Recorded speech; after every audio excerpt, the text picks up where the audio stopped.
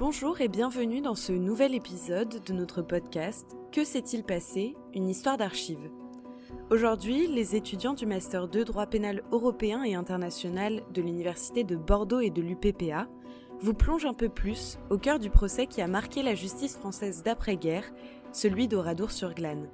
Ce massacre, perpétré par la division SS Das Reich le 10 juin 1944, a laissé une empreinte indélébile dans l'histoire, de par sa gravité et son ampleur.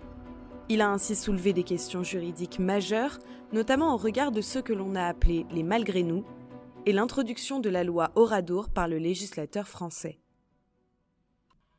Le procès d'Oradour-sur-Glane s'est ouvert en janvier 1953 devant le tribunal militaire de Bordeaux. Dès le début, une tension est apparue entre l'impératif de justice et le contexte politique et social de l'époque.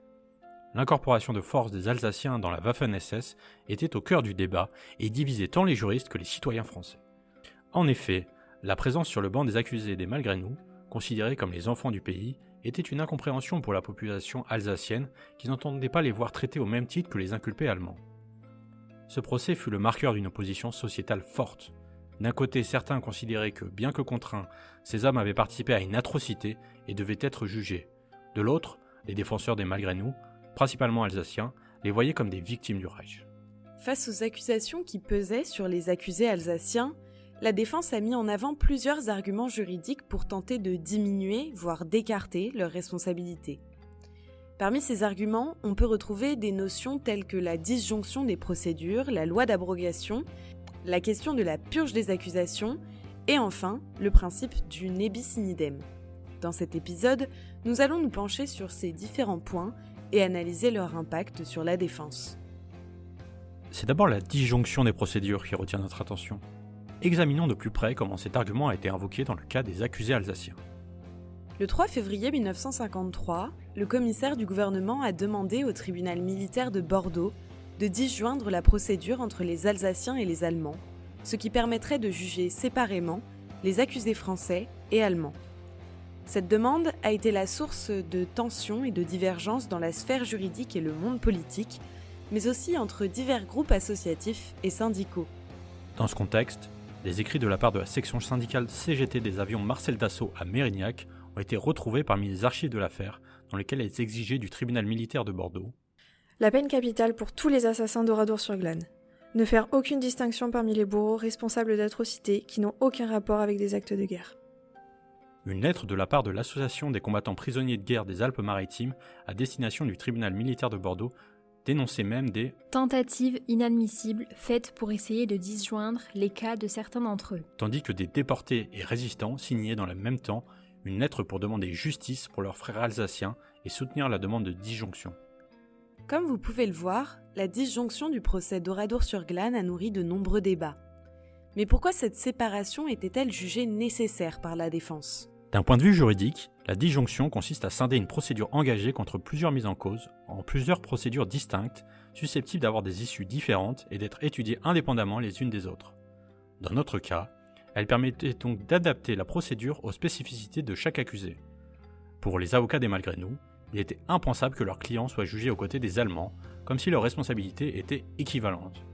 Ils rejetaient toute assimilation aux soldats allemands endoctrinés, soulignant que les Alsaciens n'avaient pas intégré l'armée allemande de leur propre gré. Cette position a également été soutenue par les avocats des accusés allemands. Maître Guardia, représentant l'un d'eux, a d'ailleurs invoqué l'article 3 de la loi du 15 septembre 1948 pour demander cette séparation dès le 13 janvier 1953, au moment même où l'instruction du dossier débutait. Toutefois, la juridiction militaire a rejeté cette demande une première fois, le 14 janvier 1953, avançant qu'un examen au fond devait être fait au préalable afin de vérifier la véracité des preuves de l'incorporation forcée des Alsaciens dans les faits. Mais le président du tribunal militaire, M. Nussy Saint-Saëns, précisa bien que cette décision ne signifie pas que la demande est infondée, mais qu'elle est simplement suspendue dans l'attente d'un examen approfondi des faits. Cette position a tout de même fortement irrité les avocats des malgré nous. Certains journalistes, comme Jean-Marc Théolaire dans Le Monde, ont même affirmé que leur plaidoirie dépassait le cadre du procès et s'inscrivait dans une défense plus large de l'Alsace elle-même. En effet, il est possible de penser que le tribunal militaire de Bordeaux a refusé de prendre en compte la spécificité historique du cas des Alsaciens. Or, leur incorporation forcée au sein des rangs de la division SS les distinguait nécessairement des autres accusés et cela aurait pu justifier une disjonction des procédures pour examiner leur situation particulière et ainsi la prendre en compte. Ce refus de disjoindre ne calma donc pas les tensions, comme nous l'avons dit. L'émotion en Alsace est restée vive, notamment car la juridiction militaire a une seconde fois, le 22 janvier, alors que le procès était déjà en cours, déclaré l'irrecevabilité des demandes de disjonction. Par ce nouveau rejet, le tribunal témoignait donc de sa volonté claire de juger les Alsaciens au même titre que les Allemands, sans aucune distinction. Le refus de disjoindre les procédures des accusés allemands et des malgré nous illustrait le refus du tribunal militaire de Bordeaux de prendre en compte l'engagement contraint des Alsaciens sous l'uniforme allemand. Toutefois, cette injustice a été progressivement reconnue, comme en témoigne la loi d'abrogation de 1953, qui est venue tirer les conséquences de la situation si particulière des malgré nous. Effectivement, 2 lois majeures se révèlent essentielles pour saisir pleinement les enjeux de ce procès. La première, la loi Oradour du 15 septembre 1948, a introduit des mesures exceptionnelles destinées à réprimer les crimes de guerre. La seconde, celle du 30 janvier 1953, a été adoptée en réponse aux fortes tensions, notamment en Alsace. Ces 2 textes ont joué un rôle clé dans la façon dont la justice française a abordé les crimes liés à ce massacre, inscrivant le procès dans un cadre législatif et symbolique bien plus vaste. Alors pourquoi ces lois sont-elles si déterminantes ? La loi Oradour visait à faciliter la répression des crimes de guerre commis en France pendant la Seconde Guerre mondiale en introduisant une forme de responsabilité collective. Concrètement, au lieu d'examiner uniquement la responsabilité individuelle de chaque accusé, cette loi permettait d'engager la responsabilité d'un groupe dans son ensemble. Ainsi, une unité militaire, comme la division SS Das Reich, pouvait être tenue responsable de l'ensemble des crimes commis par ses membres, sans qu'il soit nécessaire de prouver l'implication précise de chacun. Cela a facilité les poursuites contre les individus appartenant à ce groupe, même lorsque leur rôle exact dans le massacre d'Oradour-sur-Glane n'était pas directement établi. Une telle loi est pourtant contraire à l'un des principes fondamentaux du droit pénal, qui est le principe de responsabilité individuelle, aujourd'hui consacré à l'article 121.1 du Code pénal. Nul n'est responsable pénalement que de son propre fait. En vertu de ce principe, chaque individu doit être tenu responsable de ses propres actes et non de ceux d'un groupe auquel il appartient. Tout à fait, et bien que facilitant l'incrimination, cette approche de responsabilité collective a rapidement soulevé des questions sur sa légitimité au regard du droit international et des principes fondamentaux du droit pénal. En effet, M. Léon Martineau-Desplat, garde des Sceaux, et M. René Pleven, ministre de la Défense, ont, de fait, souligné l'importance de mettre en conformité le droit français avec les principes établis au niveau international et ceux inscrits dans la Déclaration des droits de l'homme et du citoyen, qui interdisent toute forme de punition collective. Par ailleurs, un autre point de controverse autour de la loi Oradour concernait sa rétroactivité. En effet, elle s'appliquait à des faits antérieurs à son adoption, ce qui allait à l'encontre d'un principe fondamental du droit: une personne ne peut être jugée que selon les lois en vigueur au moment des faits.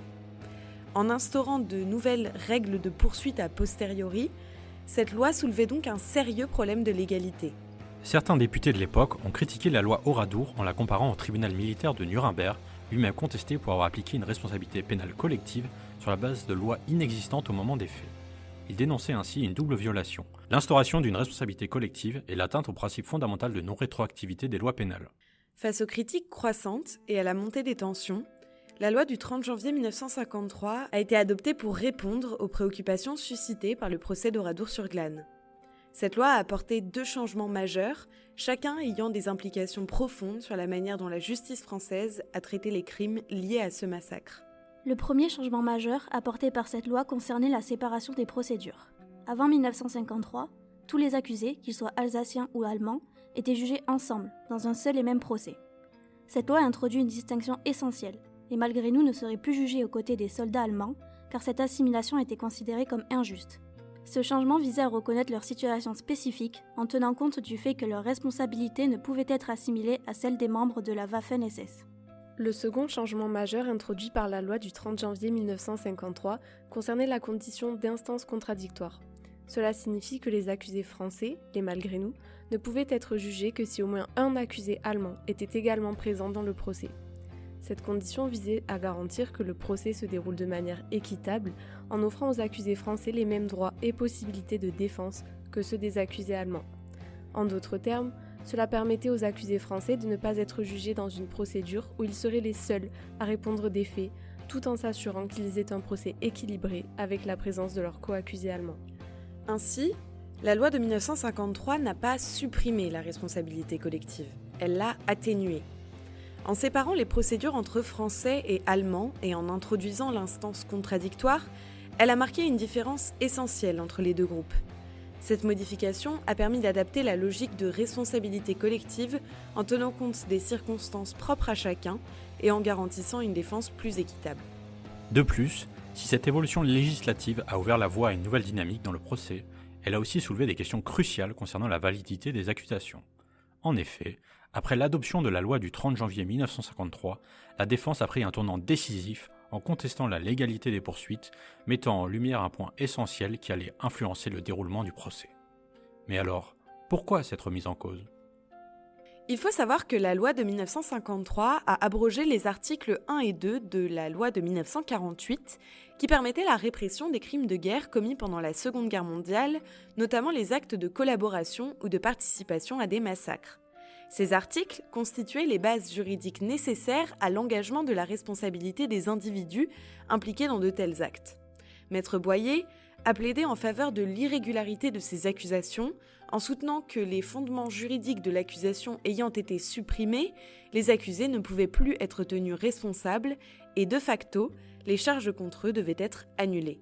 En effet, comme il l'a souligné, l'abrogation des articles 1 et 2 de la loi de 1948 a entraîné une nullité des poursuites fondée sur l'absence de texte de loi valide, ce qui signifiait que l'action publique était éteinte et que les accusés devaient être relaxés. Alors, vous vous demandez sûrement si l'argument de défense a été entendu par la juridiction militaire.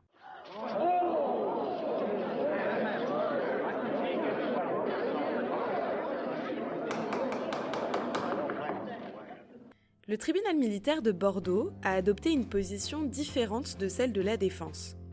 Il a rejeté l'argument selon lequel l'abrogation des articles 1 et 2 de la loi de 1948, qui servait de base juridique pour l'accusation, devrait entraîner la nullité des poursuites.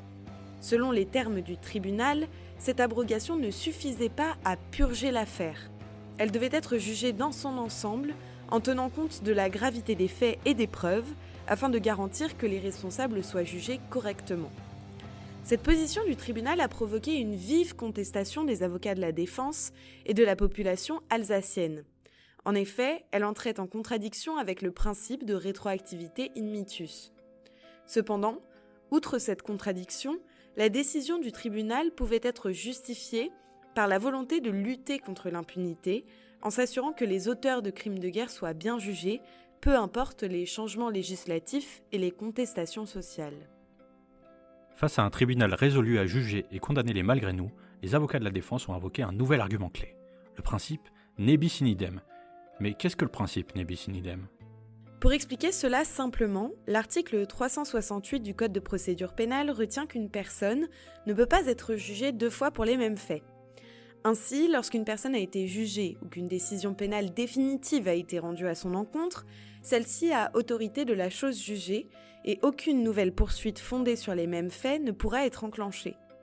Ce principe revêt une importance fondamentale en droit pénal, notamment de par sa consécration dans de nombreux textes internationaux, tels que la Convention européenne des droits de l'homme, la Charte des droits fondamentaux de l'Union européenne de 2000 ou encore l'article 54 de la Convention d'application des accords de Schengen de 1990.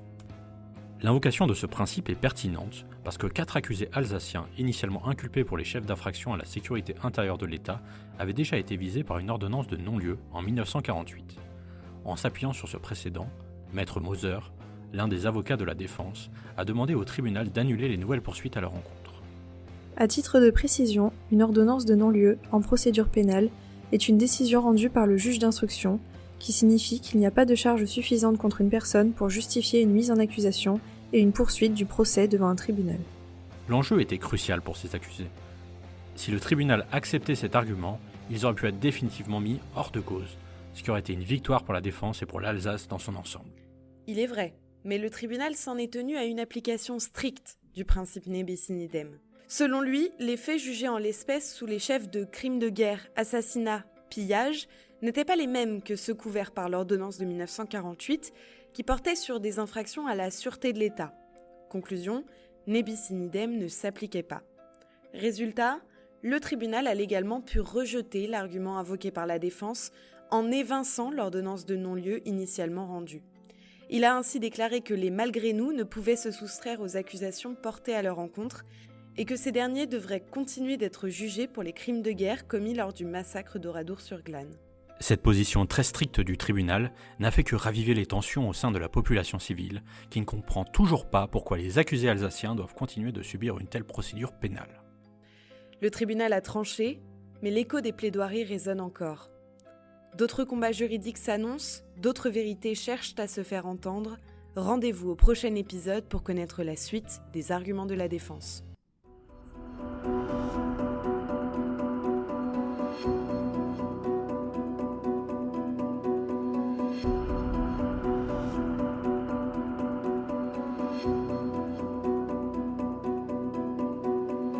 Merci à Anna Gauvin, Pauline Bernadet, Pauline Guénin et Amélie Quentin pour les recherches et la rédaction du script de cet épisode. Merci à Anna Gauvin pour le montage de ce podcast. Vous avez entendu les voix d'Adrien Bidet, Anna Gauvin, Pauline Guénin, Charline Pichard, Amélie Quentin et Pauline Bernadet. Merci de votre écoute et à bientôt.